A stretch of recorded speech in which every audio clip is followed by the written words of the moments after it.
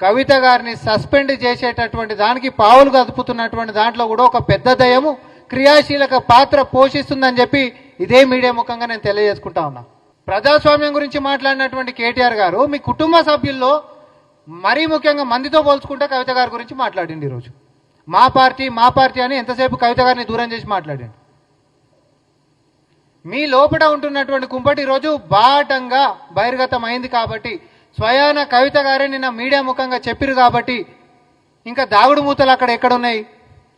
కానీ నేను ఈరోజు ఈ యొక్క ప్రెస్ మీట్లో ముఖ్యమైనటువంటి ఒక ఉద్దేశం ఏంటిది చెప్పదలుచుకున్నామనంటే, ఈ దయ్యాలు అనేటటువంటి పదంలో అతిపెద్ద దయ్యం సంతోష్రావుగా, తర్వాత సొంత సోదరైనటువంటి కవిత గారిని కూడా వెనకాలేసుకొని రాకుండా సామాన్య కార్యకర్తలతో కంపేర్ చేసినటువంటి రెండో దయంగా కేటీఆర్ గారు, తర్వాత హరీష్ రావు గారు.